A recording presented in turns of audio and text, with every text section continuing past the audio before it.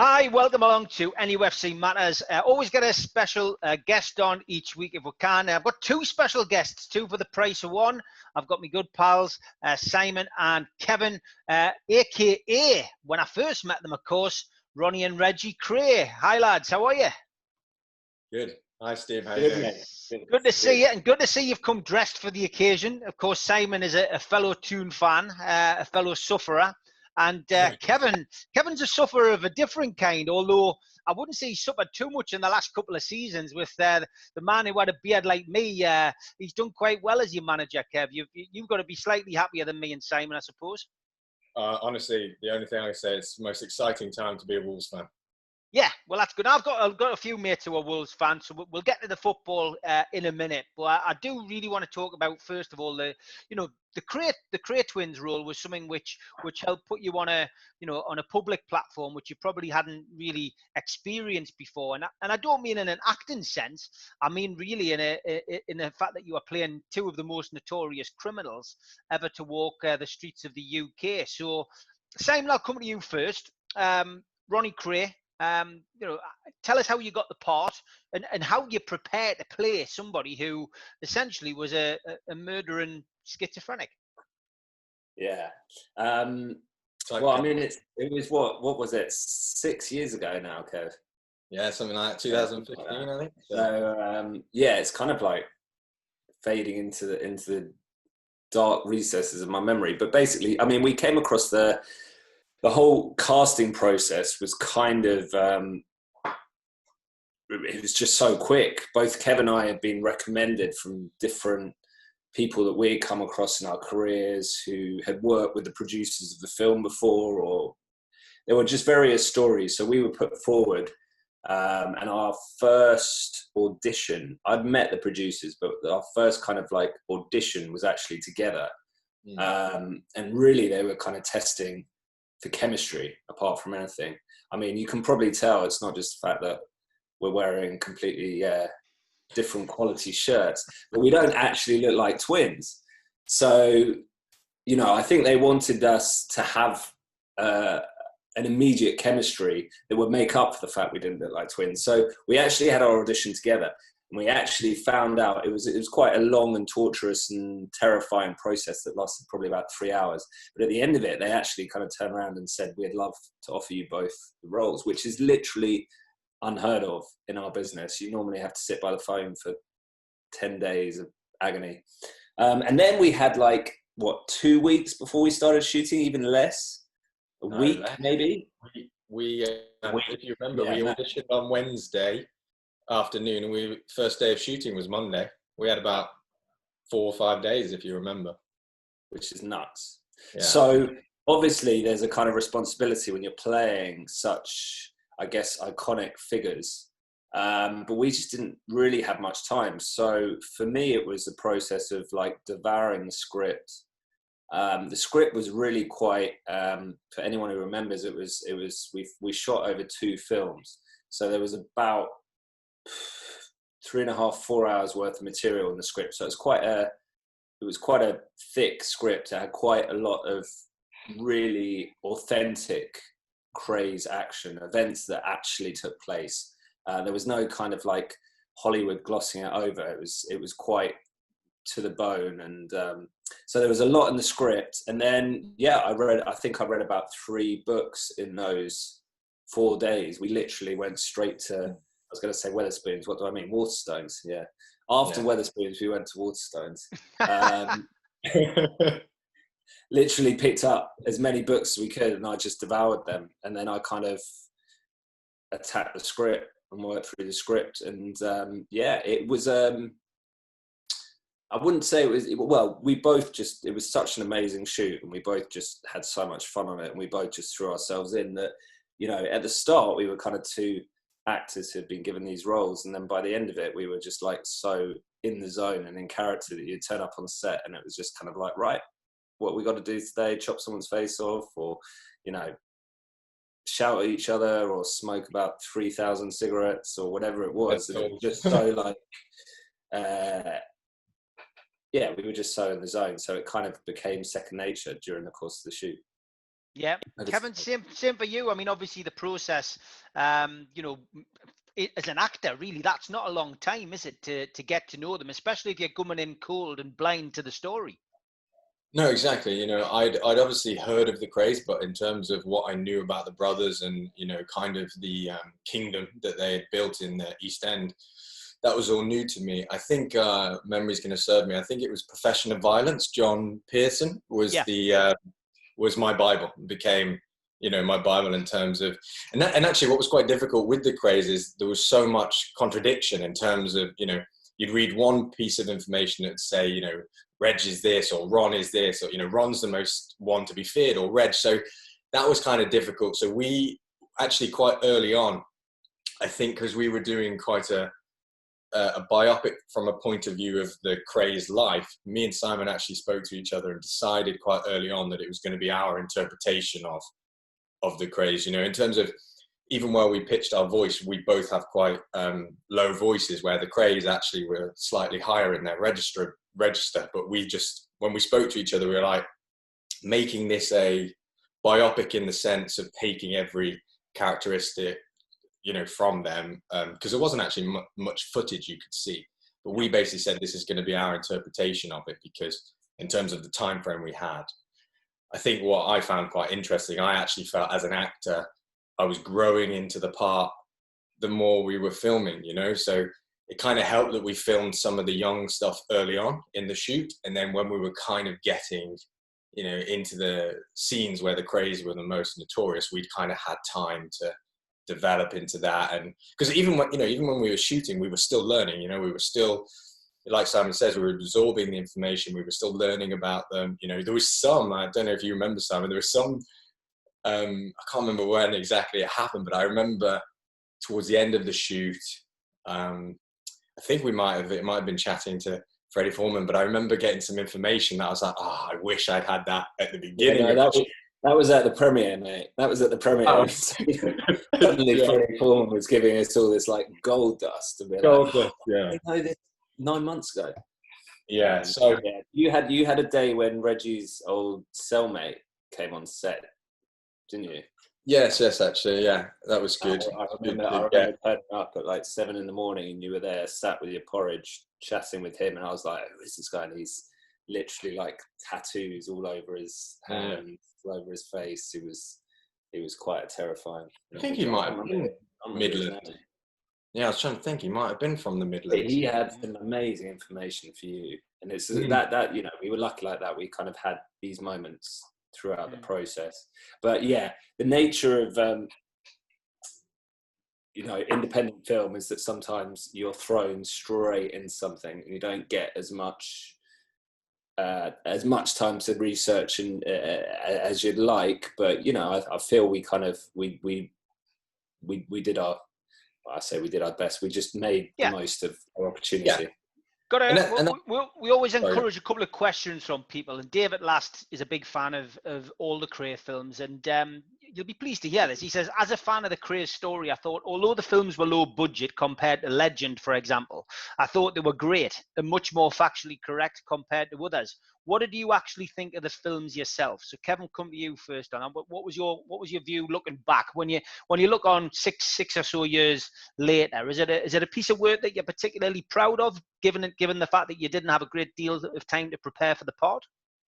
Yeah, 100%. Like, I have nothing but fond memories of it. I think the films achieved a level that we didn't even anticipate when we were filming them. And I don't mean that to sound negative in any way, but, you know, I mean, I think it's testament that they're still on Channel 5 now, you know, years on, and like Paramount TV and stuff. So I think, you know, what we thought we could achieve with the budget and the kind of story, I think the films turned out, you know, and that was down to Zach, a great director, and you know, Simon and the rest of the cast. You know, we really had a solid team on it, and you know, I think for me the film's overachieved, and I'll always be grateful for that, because they like you said, they've given us so much, and put us on a, you know, career path that we might not have had that opportunity. So yeah, for me as an actor, I just really appreciate that we got that opportunity. And to Simon, you know, and myself, I'm proud of us that we took it.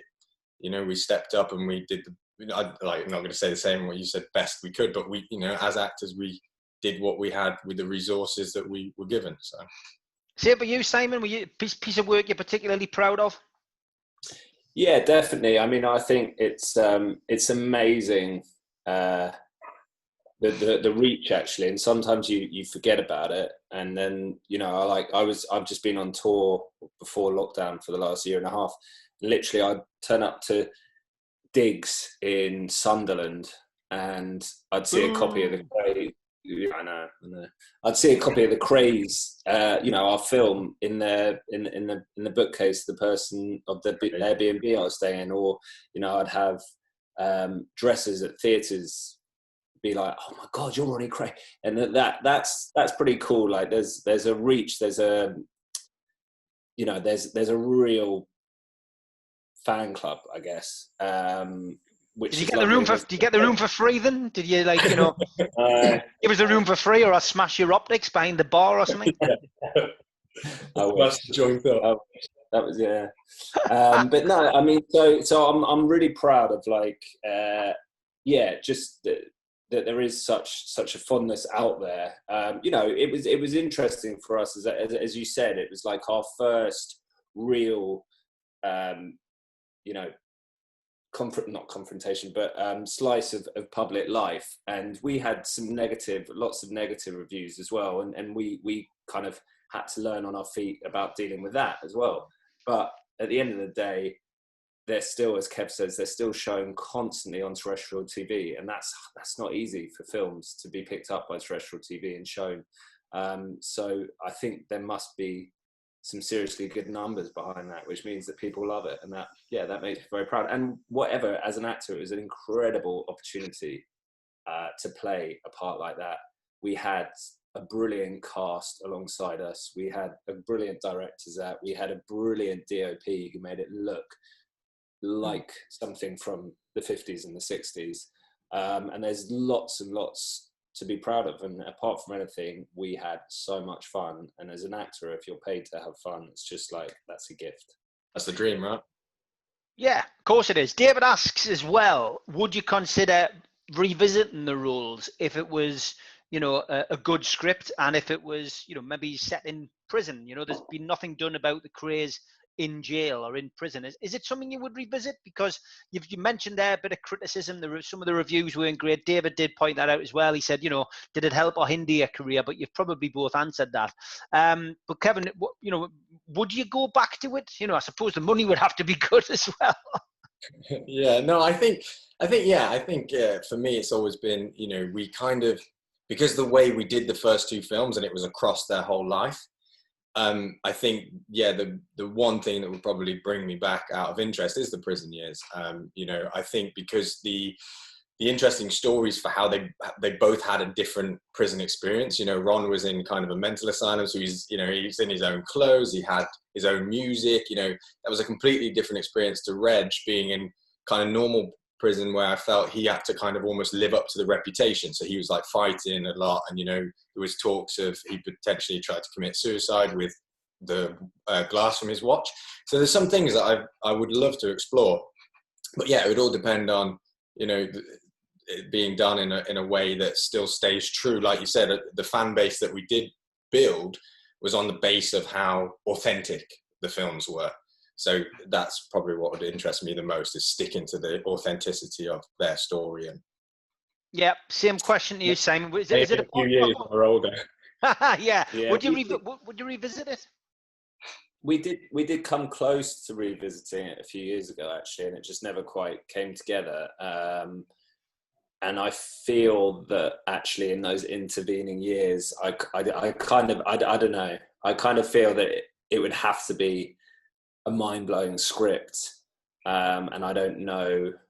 But if someone came up with a mind-blowing script, then maybe. I feel that bizarrely, I'm now kind of, those original scripts are much more of an age. Although actually, the Krays, we were portraying them at around the same age as we were. I just feel that now I'm of an age. I filled out quite a bit. I've learned even more about my craft.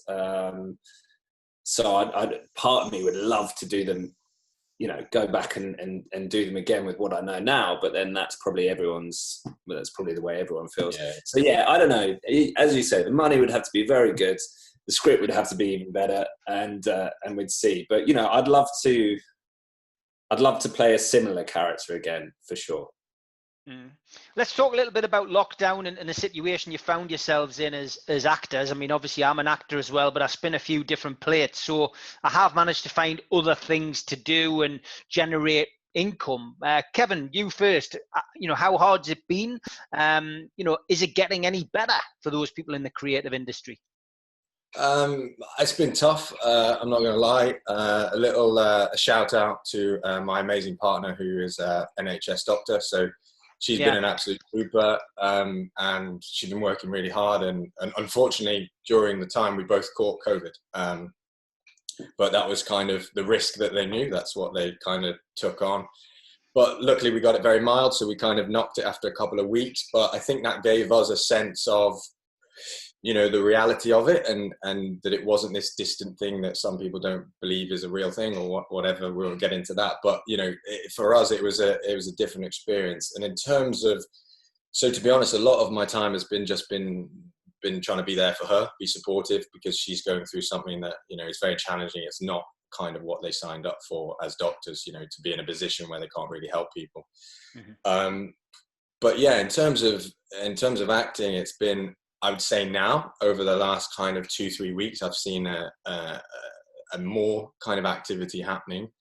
But I think for me, it's just about staying creative, right? So I've done little things like, wrote myself a few little monologues, filmed them at home, been talking to filmmakers about ideas, or, I've slightly been trying to get into producing some stuff if I can. So just kind of keeping things bubbling over. So when, the doors do open again, and hopefully they do soon, that you're kind of then in a position to, hit the ground running with work that, admin stuff that you might not have had time to do before, making sure all the paperwork's ready to go for investors, et cetera, et cetera. So. Mm-hmm. Good stuff. Simon, what about you? Have you had a similar experience? Yeah, I mean, it's pretty bleak out there still. As Kev says, in the last few weeks, cogs are starting to turn. Really, it was kind of a matter of insurance. So you had all these production companies and whatever that were good to go, but they couldn't get insured. And that's, I think, less of a problem now. Everyone was kind of scared of this second wave. I think they need to get to a point where they can just push through no matter what happens, but be able to shut down quickly, start up quickly. So there's so many things. And obviously the theatres are completely shut down. And I had been doing theatre previous to lockdown. And I can't see a point any time in the next, 6 months or so, really, when without quite a lot of help, they're going to get up and running. So that's quite scary. But yeah, I've just been really busy too. I write, and my first film was out during lockdown. I now am trying to write for TV. I've got a really brilliant agent, so I've kind of written something which I'm quite hopeful for over lockdown, and that's now out at production companies. But again, it's not the best time to be writing because there's such a backlog of work, stuff that production companies were going to be making during lockdown. So it's tough, it's tricky, but I think as Kev said, it's about keeping yourself going. Financially, it's about kind of being ready to just go out and blast it again.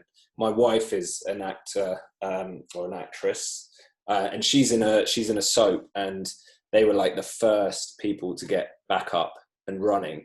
And I think they've shown an amazing kind of ability.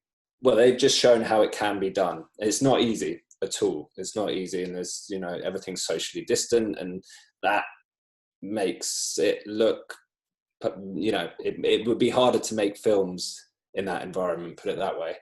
But because the audience of her show is so kind of, they're always going to be there. They're very forgiving of things that if you released a film with socially distant love scenes, people wouldn't want to go and see it. So yeah, there's green shoots for sure, but it's going to be a tough few months ahead, I think. But it's a resilient industry, and I think the government need to realize that it brings a lot to the economy. They need to respect it a bit more, and they need to back it. There's been some crass comments made about, but theatre brings so much to this country, so they say about get in line. They just need to back it and understand culturally and financially what it brings and support it. Yeah. It's been a tough few months for a lot of people, but those in the creative industry, acting in particular, and the theatre world, events, like that I put on as well. Another plate that I spin, particularly every event more or less cancelled this year. And the big worry for me is that venues don't reopen, and we lose a lot of theatres, we lose a lot of music venues, which rely heavily on certain periods of the year being busy. And God help us if we do get a second wave and pantomime season gets blown out, because theatre relies massively on that. Some theatres rely heavily on that, and some will have spent above the means, maybe in the back end of last year or the first part of this year before COVID hit. And that is a big worry. And it does need a little bit of extra tender love and care, I think, from the government. So we will wait and see with bated breath as to whether there is any help. Yeah, fingers crossed, Kevin, quite right. Right, before we finish today, we're going to have to put the world to rights with football, lads. So we've got probably about 15 minutes left to talk football. And you don't mind, Kevin, if I go to someone who supports a football team first, Simon, do you? You've got to go to Simon. Yeah, Newcastle United, Simon. Tell us about how your love of Newcastle United came about. Can you remember your first game? Yeah, Newcastle versus Wimbledon. Selhurst Park, actually. That was probably 1996, I reckon. My granddad's a Geordie, and half my family still live in Newcastle. And my parents lived there for years and years and years. And so my dad supports about 3 teams, unbelievably. But one of them was Newcastle, and he kind of gave me a choice between Newcastle or Manchester United when I was about 6 years old, and I definitely didn't want to choose Man United. So yeah, it's been Newcastle ever since. Those were, of course, the glory days. And apart from a brief, stint under Bobby, it's been pretty bleak ever since. And I don't think it's ever been as bleak as it is now. Yeah, I don't know. I don't know what the new season. I mean, I was incredibly depressed last summer when, bless him, Steve Bruce came in and we lost not only Rafa but Rondon, who I just could not believe, and we still miss him. But he did all right, didn't he, Steve Bruce? He did okay. And actually, in that kind of period when lockdown finished, or when they first started playing after lockdown, and where there was still kind of something to play for, and I think we actually played Wolves. I think we actually beat Wolves. Yeah. And we played really well, with Sir Maximin doing his thing. We actually looked kind of flowing, and for all that Rafa was brilliant and a pragmatist, he didn't have us playing like that. So I was kind of like, oh, maybe. And then it fell away because nothing really mattered. And I think the whole takeover thing distracts everyone. But yeah, I think we're with that the hangover of the failed takeover, combined with the ridiculous, the lack of recruitment. Those who we are recruiting aren't especially exciting. Even if they go and get Ryan Fraser or whatever, but they're going to swap him for Richie. It's like, why are you doing that? Why are you swapping? Why can't you just get him?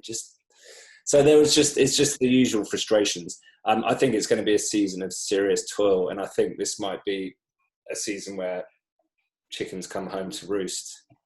You mentioned the takeover. What's your view been about it, Simon? Because obviously I've got a bit of an inside view. I've met Amanda Staveley. I do still believe that it's ongoing, and that it's not over yet, as the song goes. Okay.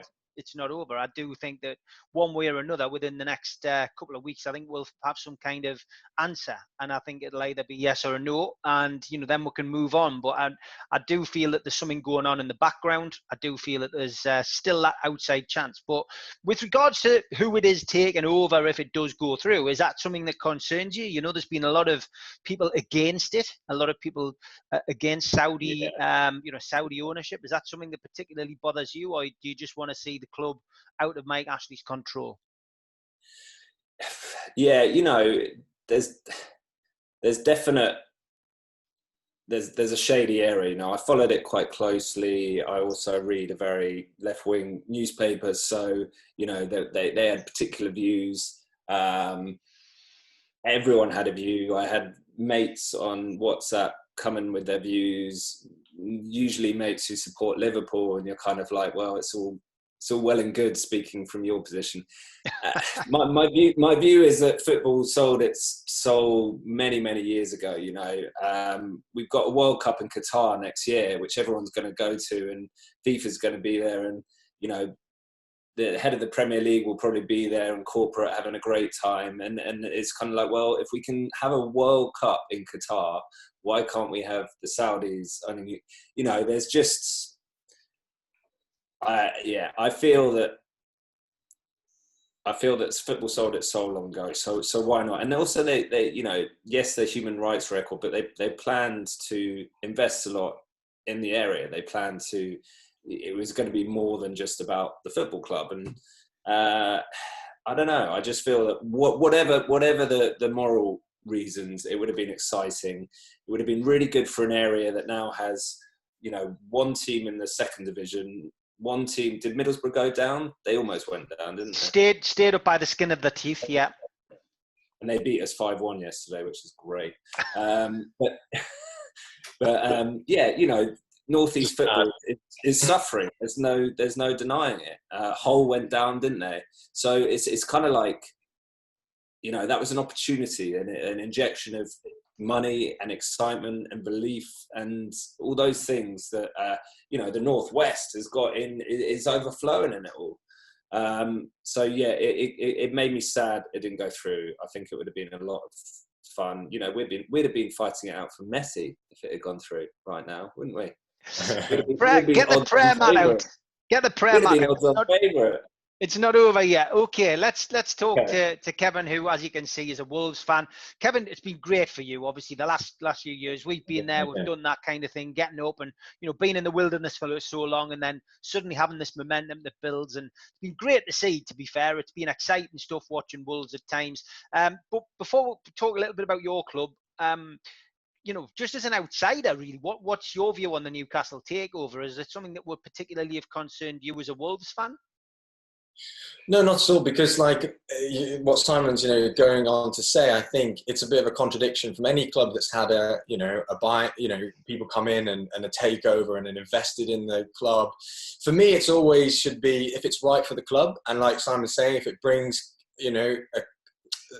economic benefits for the community, because that's what I've seen at Wolves and Fosun. It's not just what's going on the pitch. It's Wolverhampton as a town, as a city, and they're investing in the community, and it's generated jobs, and it's revamping Wolverhampton. So I think for me, if they understand the history of the club and they want to continue with that, I think it's a positive thing. If somebody's just coming in to take over assets and make money, that's when I'm less. Wolves to me is a family-run club, so the fact that we sold it for like £10, but with the idea that you have to invest money, into like a new stadium that should be around the corner. I know that that's in the works. So for me, any club that has had a takeover that's objecting to Newcastle having a takeover, I don't understand it, because financial fair play for me, I don't kind of understand it, because I get that it's over a 3-year period, but you can see the clubs that have benefited from having money, and the players that they could bring in. I mean, Man City, for example, I think their B team could go and, be in the top 4. Easy. They've got 50-60 million pound players sat on the bench ready to come on. You can't say that's not an unfair advantage, right? So I can understand why clubs like that may not want to be caught up, but for clubs, you know, that are trying to aspire to that level, I'd have no objection. You know. Okay, that's fine. I want to ask you a couple of issues. Be the best, right? So yeah, exactly. Couple of issues, obviously, which involve all football clubs. Kevin, first of all, fans back in stadiums. Where do you stand on that? I mean, it's, you know, obviously you've had COVID. But yeah, would you like to see fans back in, or would you just rather? Yeah, Talking about a percentage of supporters at the minute. So is that something? yeah. It's so difficult, right? Because it's head and heart. Heart is, yes, you want fans back in the atmosphere, you know, especially you hear Nuno from Wolves saying we miss the fans. They were like the 12th man, you know, they used to really motivate the team. But you know, I like hearing people like Jurgen Klopp and say, but at the end of the day, it is just football and you've got to make sure that people are safe. And if you can't guarantee people's safety, then it's a simple no from me. You've got to guarantee that, you know, I mean, it's still here, right? Like I just read the other day, Adama Traore's just tested positive for COVID because he'd gone to team up with the national side in Spain. He got a call up, but now he's got COVID. So, you know, it's still here, right? So that's just players who have the resources. They're going to be getting tested, you know. So leashing 40, 50,000 people, I think you have to be very careful. 5 substitute rule goes up for vote this week at the Premier League. Is that something you agree with? You know, it does not benefit the bigger teams, Man Cities of this world, Liverpool, to be able to bring on better players? Yeah, I do see why other clubs would vote that down because, for example, you know, again, talking about Wolves, Nuno only has 18 players, right? So he only has the 7 on the bench, and usually they're kind of some youth squad on there. So if all of a sudden you can bring on 5 players, you know, I think for me it would be more that maybe the one that I've thought slightly unfair, maybe if you've made your 3 substitutions and somebody gets injured, maybe there could be like a lifeline substitution there that you know, so you're not at a disadvantage. But yeah, I kind of bringing on 5 when you've got 60 million pound players, so you can basically, then I would probably say that would be an unfair advantage to the top 6 again. I like it, the lifeline. I like it. Simon, same questions to you. Fans back in stadiums. I mean, I can't wait till that happens, but at the same time, yeah, I agree with Kev, and I think that anyone who's, you know, soon to be or wife is a doctor and is saying that, you know, you can't argue with that. That is the priority. I do think it's worked. You know, I think sport surprisingly has worked without fans. It's not the same. There's no way it's the same. But, you know, the Champions League was apart from maybe the final, was fantastic entertainment. I'm a big cricket fan. Cricket's been amazing this summer. Like, the intensity of the game just hasn't dropped at all. So whilst I can't wait, I don't think that sport is kind of suffering. So yeah, as long as it needs to be. And quickly on the substitutes, Simon. What about the substitutes? Just before we run out of time, substitutes. Well, I thought they just did. I thought they just did that because it was supposedly going to be hot in summer, which it wasn't really, and that all the players would be unfit. But presumably now the players are kind of normally fit. And it's not going to be summer anymore. So I think stick with what they've done for years. Yeah, the cartel unfortunately completely disagree with that. I've put my Marlon Brando t-shirt on as well for the Premier League cartel, the top 6 who don't like anybody else getting away with anything. Last minute or so, lads, just an opportunity to promote anything that you want people to either go to, or is there any websites that you've got or whatever? Just so Kevin, first, anything you want to promote or anything you want to say? I've got a film coming out called The Curse of Hobbs House, so look out for that. That should be out by the end of this year. I'm just about to start shooting an exciting project called Lockdown with a good friend of mine, Bijan Tong. So that should be out next summer. That's all about, you know, kind of via Zoom and being locked down and isolation, and very political. You know, it's a very good script. So looking forward to that one. So Simon, you. 30 seconds. I have a film out as a writer at the moment, which is called Arthur and Merlin: Knights of Camelot. That's on Sky at the moment and Prime. give it a look. Yeah, that's my first film as a writer, and lots more to come that is kind of in the works at the moment. So yeah. Superb. Great to catch up with you again. Support us. Yeah, great. Listen, great to catch up with you again, lads. Thanks for coming on. Great to get Ronnie and Reggie back on screen. If that's the last time, it's a good one for me. But you both take care. Love to the family, and hope to see you very, very soon, lads. Cheers, Steve. Hope soon, bro. Take care.